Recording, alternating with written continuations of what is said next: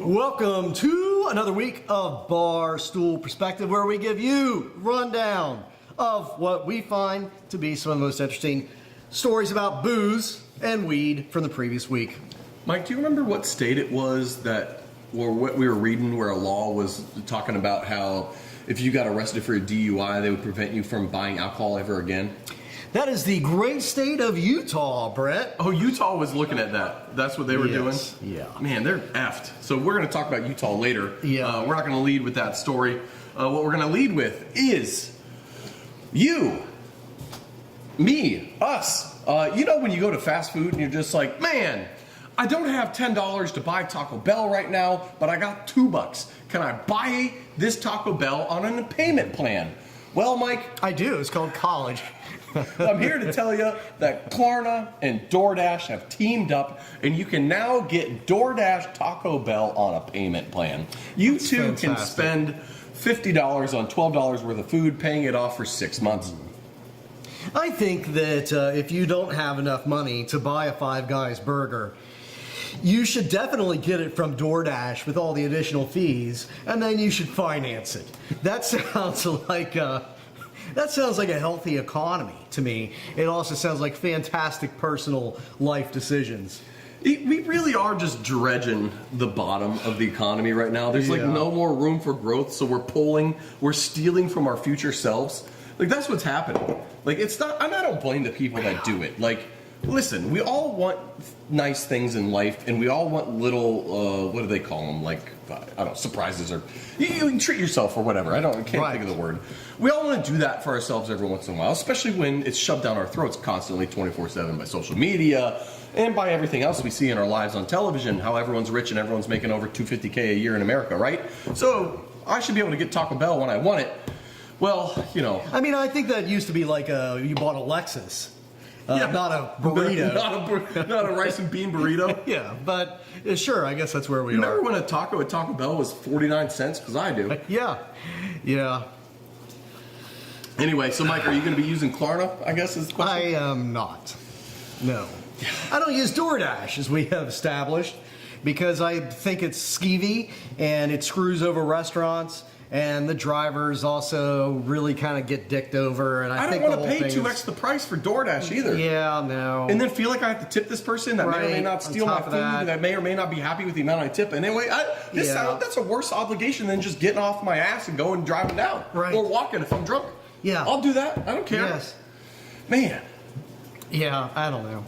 Well, the real answer is that we need to fix the GD economy in this country, and everyone needs to be paid a little bit better, and we need to tax the rich, and we need to raise the floor, right? I don't know about that socialist bullshit you just said, but tariffs, Brett. Tariffs are going to make America great again. You're right. I mixed that up. We need to tax poor people more. Yes. That will save this country, this economy. Absolutely. And you know what makes me want to drink we more? need to increase the prices of everything. I want to not be able without to live, so any I'm forced to drink. corresponding increase in your salary. Yes. That's what's going to make America great. Yes. Good. Now pour me another effing drink, because I'm going to need it in this economy. You're going to need to fucking get it on credit, dude. Speaking of credit, this one goes out to you, Noam. It's good to see you out there in chat. Gulf of America bourbon. Yes, Gnarly Noam broke this breaking story here locally. There is a distillery making Gulf of America branded bourbon. And my question, Noam's question, to us and everybody who follows the Noam, which if you don't, check out the Gnarly Noam. Will I drink it? Will you drink it? Will you buy it, more importantly? I don't typically want small businesses to go bankrupt, but absolutely I hope those people go bankrupt. I'm not drinking that piss. You know, it's not the fact that it's a right-leaning thing for me. It's the fact that it's just a stupid-ass gimmick. I hate people who lean into nostalgia. I hate people who steal other people's IP to do things, even though, I guess you could argue I may or may not be doing that with Costallo brand flavors. I guess that's a discussion of hypocrisy and morality that we can have at another time. However, it's lazy. So yes, I guess what I'm saying is I'm lazy. But it's lazy to do that. You're just going for bottom dollar, and if your branding is bottom dollar, it doesn't make me want to trust that the beverage is going to be anything but bottom dollar at scammer prices. Right. Anytime you have to rely on gimmick nonsense, it means your underlying product is garbage. It's probably suspect at the very least. Yeah. And, no one says it's going to sell like hotcakes. I don't disagree initially. It's gonna hit a wall, though. You can, Conservative Dad isn't crushing beer sales. Kid Rock's not out there fucking, hawking over the border wall tequila. I'm not sure Conservative Dad's ever even delivered a six-pack yet. Well, he's delivered his own personal six-pack. Have you seen that guy? Sure. He is cut. Well, and his son has the bruises to his eyes to show you how much strong he is. All right, let's move on before this devolves any further. Bitcoin. Mike, there's a bar called the Tornado Bar that is a infamous craft beer bar that has now been bought by a crypto bro. Mm-hmm. And he's launching his own cryptocurrency that you can use at the Tornado Bar called Tornado Cash. Mike, does this sound like a good idea to you?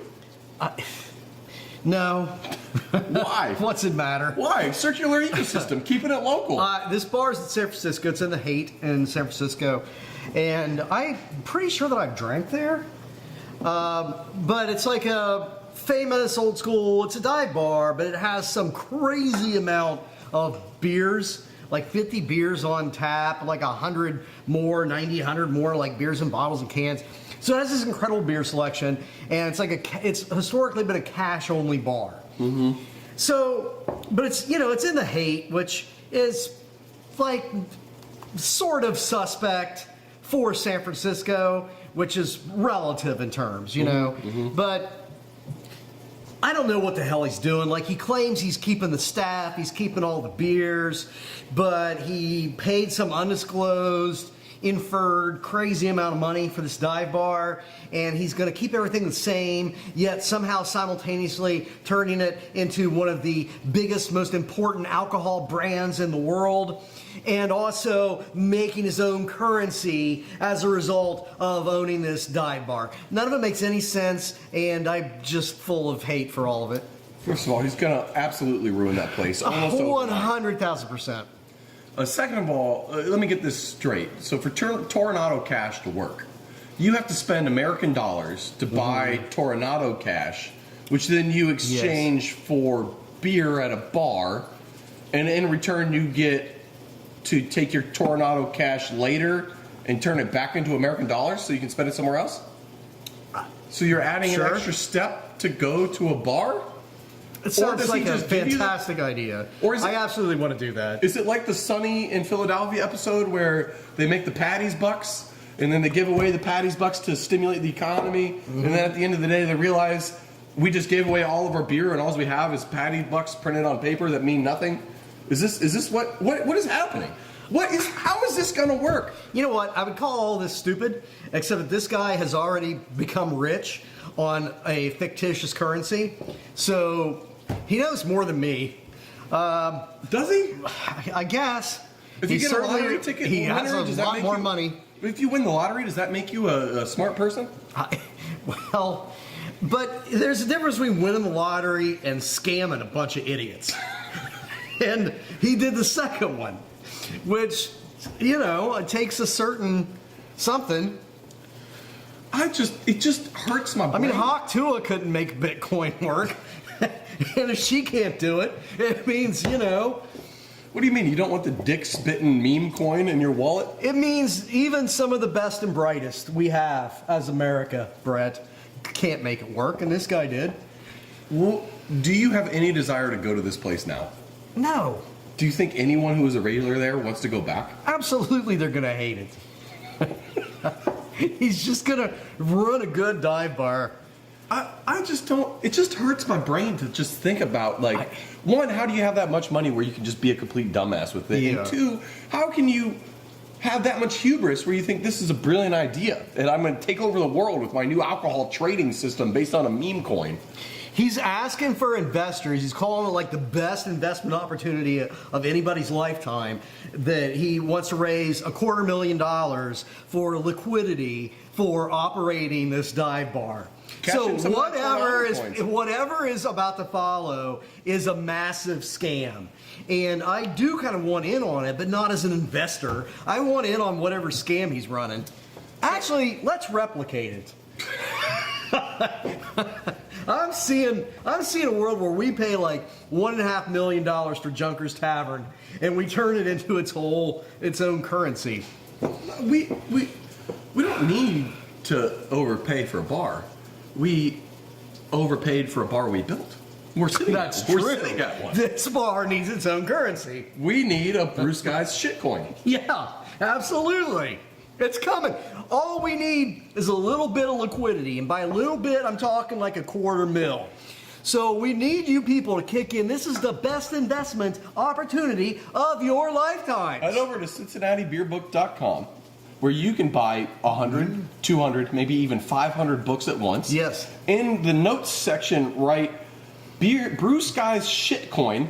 We'll know what you're getting after, and you will have a spot here at the bar with We us. will print you a stock certificate and everything. I got a color printer. I'll buy some glossy paper. We'll make it nice. Well, speaking of dum-dums, Mike, there is a whole class of boomers that are getting scammed out of their retirement savings because they've invested in whiskey barrels. Yeah. I read there's several versions of this whole issue out there. I read one. This woman's talking about trying to be. They're trying to write it very sympathetically. This woman's like, I have cancer, and now, I'm losing all my retirement because I spent it on whiskey. And I'm like, it's very sad that you have cancer, but you're somehow, that doesn't have anything to do with you being a dipshit. Like, you fell for a Ponzi scheme. It happens. I mean, we get conned, and it is easier for most of us to get conned than we think. But which part of my great investment future is overpriced barrels of whiskey made sense to you? So what happened was people were just getting scammed, right? Yeah. Like they were buying these interest in rare bourbon barrels that didn't actually exist. But no one wants you to know that he also got scammed out of his retirement by purchasing Tilray. well, sometimes there's people you just shouldn't listen to. Hold on to it, Dick. It's coming. Tilray's coming back. What cracks me up about those headlines is that that's the exact headline. That's the life for a lot of people. Is I lost my retirement by spending too much on whiskey, but it's implied that usually it's implied you get to drink it. Yeah. That person didn't even get to touch any of the alcohol. Yeah. What a shame. Yeah. My friend Kurt, when we were in college, he would spend summers working in this factory because you could still do that back then. And he worked with this old guy in the factory that gave him, old guy sage wisdom advice. Mm-hmm. He told him, save your money and spend it on important things, whiskey and hookers. Kurt's lived by that advice ever since. Nice, smart man. Mm-hmm. It looks like analysts of the alcohol industry are saying that alcohol brands are set to rebound in 2025. Bullshit. Actually, probably. I'm thinking this whole there is this trend, and okay, I'm not going to shit on the idea that people are trying to get healthier, but really, what do you have to live for? 2025, I think, is going to make us increasingly just want to drink.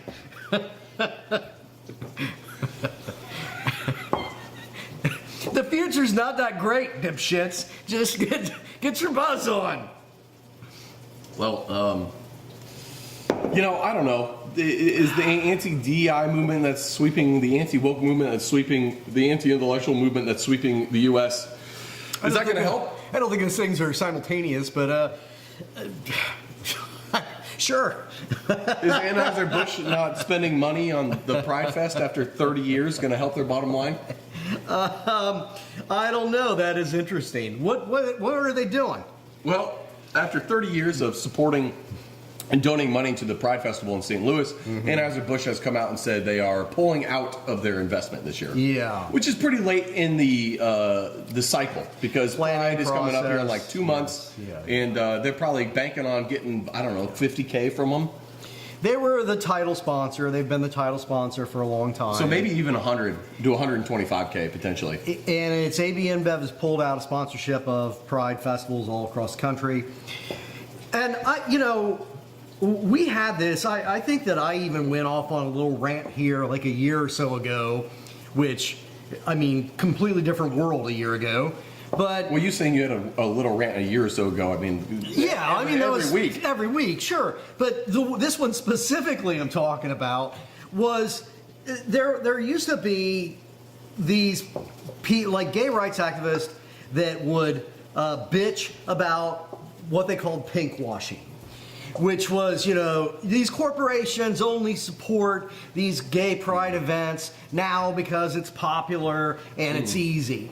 And I used to think, shut up.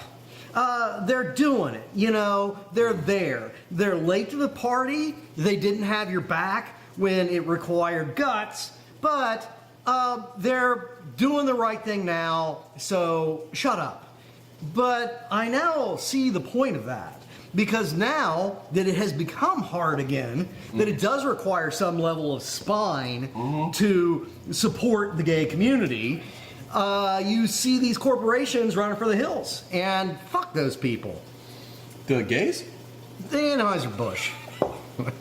I mean, fuck the gays is probably more popular these days, but no, Anheuser-Busch and all these corporations that don't have the spine to stand behind their own employees. I mean, we're not talking about doing radical shit. This isn't DEI. It's just like, are you a decent human being or not? I mean, And I it's guarantee they vile. got gay people at their brewery. I guarantee it. Yes. They're too big not to. They're either the largest or they're one of the top 3 largest employers in St. Louis. So, I mean, the largest beer brand in the world. Another story that we put is the data for 2024 is basically finalized, and Anheuser-Busch sold twice as much as number 2 and 3 combined. Gobs of beer. They have gobs of money, and they have the ability to do it, but They Dylan have a Mulvaney stole gazillion- their spine, and now they don't want to do anything anymore. Yeah. Besides suck up to, Right. So it's kind of a shame. I feel what you're saying, though. It felt disingenuous when these brands were doing it, and so I understand, Target's only getting involved because Target thinks they can make a bunch of money off of us and our community. But I mean, that's just capitalism at the end of the day. Yeah. So, but it does suck. It sucks to Right. see. It doesn't port good things in my mind. No. All right, hemp rumors. We have a couple. I love to get high and spread them. So Anheuser-Busch makes, not Anheuser-Busch, Boston Beer, Sam Adams, they have a brand that My they buddy sell Jim. in Canada called Teapot, and Yeah. they make a bunch of it. It's a hemp-based beverage. They do very well, or cannabis-based beverage. We have long theorized that them buying up more properties on the West End, downtown Cincinnati, is because they're planning something big. Some type of big improvement, some type of change to what they're doing. We have speculated weed in particular. Yes. So, we as in Urban Artifact had a chance to talk to somebody there who will not go named. And we have heard that, one, Teapot is killing it for them, absolutely crushing it. And two, our thoughts on these rumors may or may not be correct, which may or may not can get verified. However, you couple what we just heard from this person, that what our idea is feels better about being more true rather than just speculative. Granted, it's still speculative. There is a bill that has been introduced into the House, the United States House, that has 28 sponsors currently, that will legalize close the loophole around hemp-based beverages being intoxicating. However, it would legalize them. It'll close the loophole, as in it will codify it, and it will allow 10 milligram hemp-derived THC beverages legal to be sold federally. You couple that with the rumors that we have and the building that Sam Adams is doing, all of a sudden, Tilray is looking like a good investment. Yes. At the end of the day, even when we haven't really known what we're talking about, we have called it right more often than not. We've often broken things. I mean, P. Diddy, I told you he was a piece of shit a long time before it was cool to say that. I told you the Kroger piece of shit CEO was a complete garbage long before he was indicted for insider trading, which hasn't even happened yet. But it's gonna. Allegedly.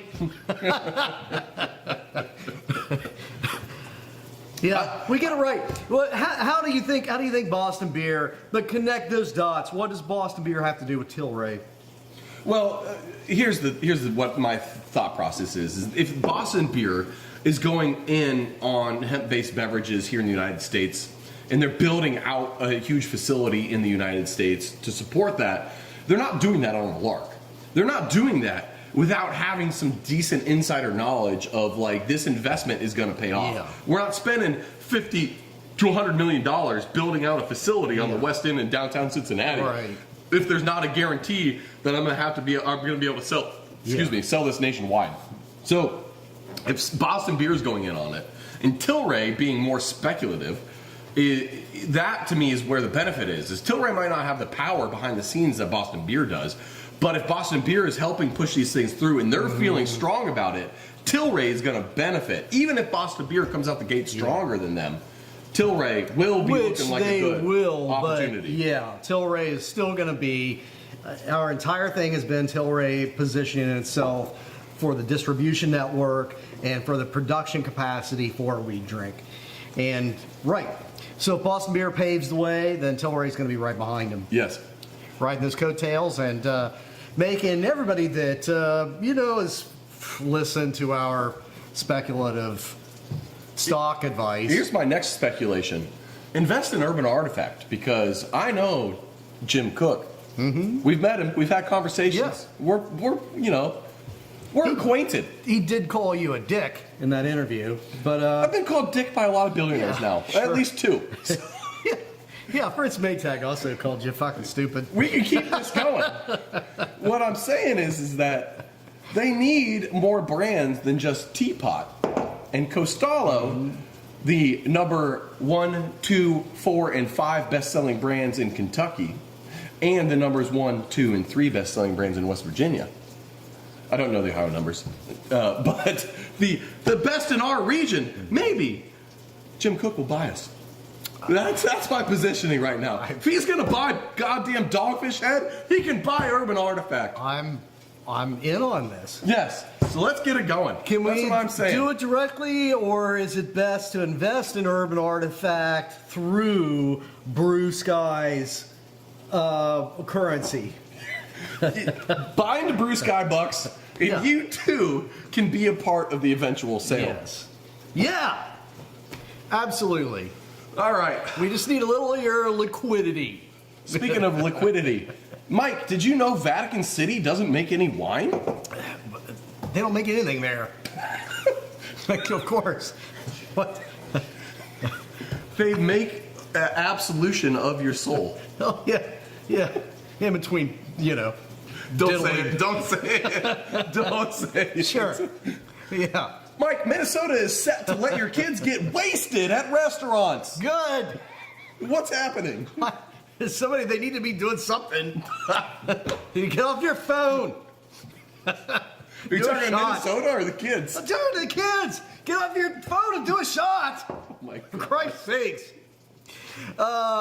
Minnesota, the restaurant industry, they are pushing legislation to let 17-year-olds serve liquor because they're arguing that it's too difficult to find people to staff restaurants, and that children should be allowed to serve alcoholic beverages. Yeah, this seems like a good idea. You know, I worked at a winery when I was a minor, and You worked in a coal mine? no, a winery. It was a really bad winery, and my best day there, though, like the dishwasher quit, and I filled in for the dishwasher, and they would like. People wouldn't finish bottles of wine, in part because the wine was terrible. Yeah. But would come back to the Yeah. dishwashing Yeah. station. Of course. I was just drunk as shit the whole day.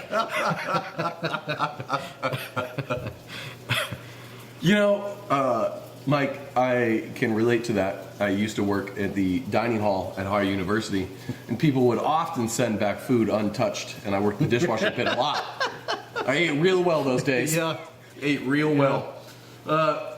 Yeah, okay. This also plays off. I know we kind of been beating around the bush, but basically Minnesota, they need more people to work in restaurants, and it's getting harder and harder in America to come up as a non-citizen in work. So they need to backfill somehow. And kids, they're looking for getting kids into restaurants, being able to do things at bars. And Florida's looking at doing a similar thing right now. They're looking at Child labor is making a big comeback. That's what it is. Child labor is making a comeback because we don't have people who can come in, immigrants anymore, to come in and work. So all the worst parts of the 19th century are making a big comeback. yeah, it really is. It really Yeah. is. Texas, they're looking at scanning your Speaking ID of every bad things. single time you buy alcohol. I think they've done it already. They're doing it. They fast tracked this legislation, passed this legislation. You know, some woman spoke before the legislature. Her son had died in a car wreck on prom night, which is, very sad. Yeah. But it to me, it sounds like another one of those examples of okay, maybe people aren't being carded enough in Texas, but you already have laws for that. Crack down on your existing laws and find the shit out of people. Yeah. What they're doing instead is that every time you purchase alcohol, you have to have your ID scanned. Now, in a place like the whole "don't tread on me," freedom, libertarianism, we don't want zoning or, the EPA and all that shit. The fact that you're letting the government track every purchase of alcohol you make just seems asinine to me. Mike, we're being told you've reached your yearly allotment for alcohol. It's January. It's not far off. I mean, I don't know how you look at like current governmental systems and a move towards authoritarianism, and you say, yes, give me more government monitoring of everything I do.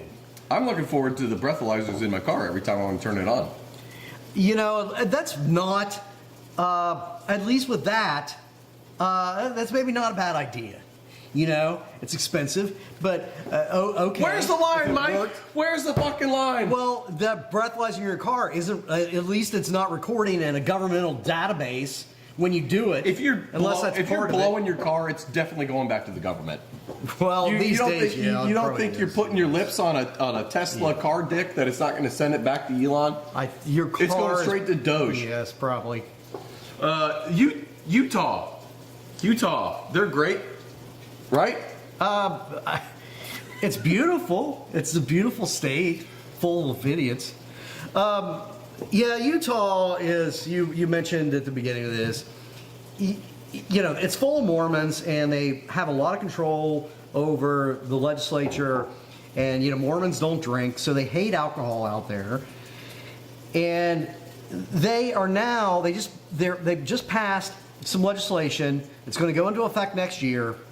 Does a bunch of things. I mean, one of them is like, if you kill somebody in a drunk driving accident, you pay child support to anybody in the household for forever. And which, I mean, I don't hate that, actually.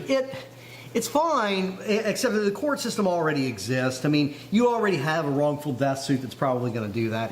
That aspect of it, yeah, fine, whatever. I don't really care.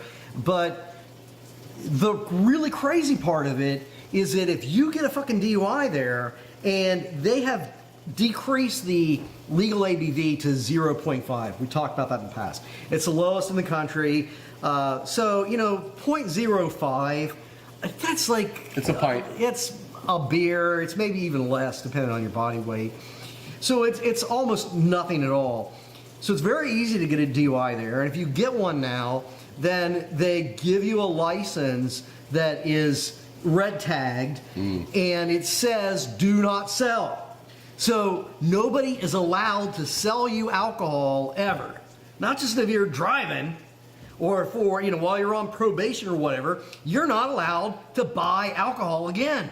Doesn't matter if you live next to the bar and you walk there, or you got a driver or whatever. You're banned from drinking. But Mike, I'm sure that there's lots of alcohol-related deaths due to driving and other things in Utah, right? Like, absolutely way more than guns.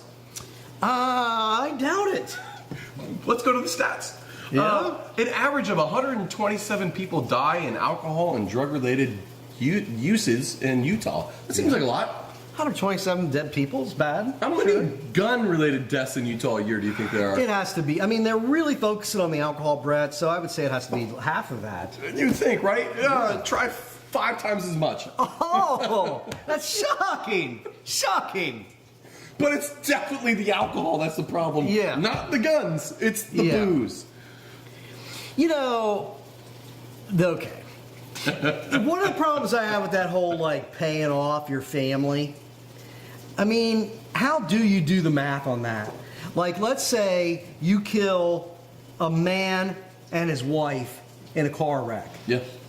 So that leaves 3 widows and 10 kids. Yeah. On average, right? Sure. I mean... Utah Mormon joke. Nice. I was trying to do the math. Like, how does this make sense? Is this a bus? What's happening? No, Mormons. Yeah, you basically go to jail, and then you can't pay any of it. Your 10 cents a day goes to them.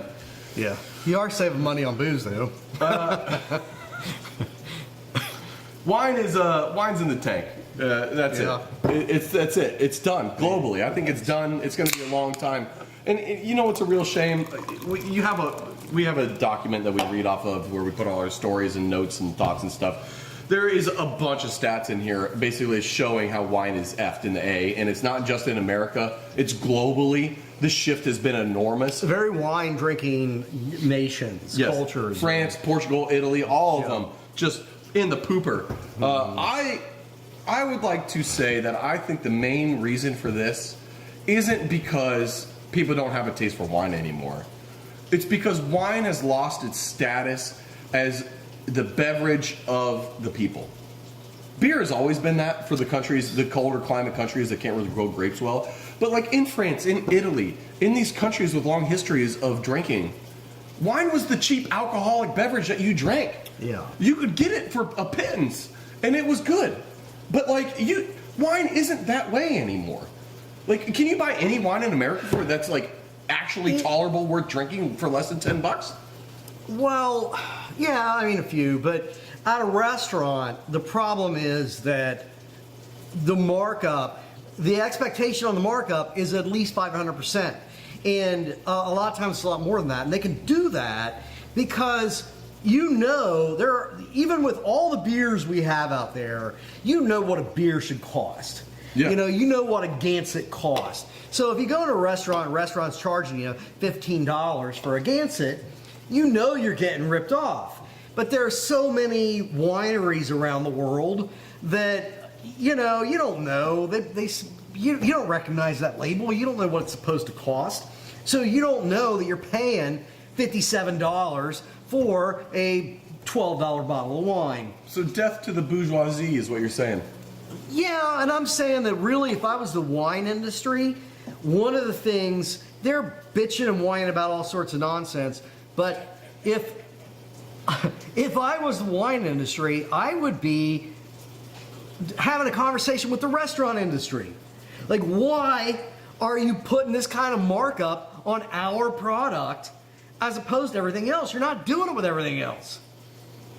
No, I mean, it's alcohol. You're not marking beef up 1,500%. Yeah, margins are way tighter there. Yeah, it doesn't make any sense, especially when you talk about all the different gratuity taxes on top of everything else, and just how everything has basically been pushed away from restaurant owners of doing anything. It's just insane. Wine's gonna have to get to the brink before it's saved. There's just no way it's gonna come back. That's how I feel kind of about the economy in general. It's just there's no way any of this is going to come back to a normal, sensible level until it all just starts burning and we try doing our best to put out fires. Yeah, there's too much stupid. It's not. You're not going to stop doing a lot of what you're doing until somebody punches you in the face.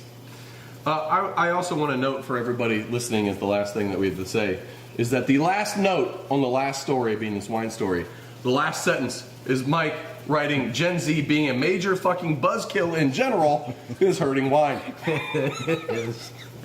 Yeah, that's one of their factors, you know. And one of their factors or one of your factors? That was my summary of one of their factors.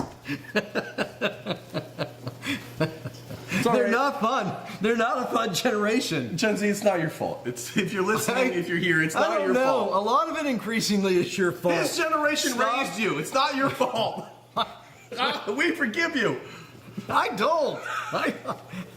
None of you are mine that I'm aware of. And if you were, you'd be more fun. CincinnatiBeerBook.com. Check out Bruce, guys. Check out our YouTube page. Like, comment, subscribe. You guys know the drill. Good to see everybody in chat. Best of worst beer shorts. Oh yeah, best of the worst beer shorts. We're doing them. They're fun. If you guys like them, please let us know. If you want to chime in and tell us we're effing idiots, that works too. We'll take it. We did. Somebody with a very little grasp on English told us that today. What were we supposed to do? Go duck ourselves or something? we're gonna go chilada ourselves. Chilada ourselves. Or chilada each other. Chilada each other, right. So if you want to see us chilada each other, check out our shorts. See you all next week. We love you, people.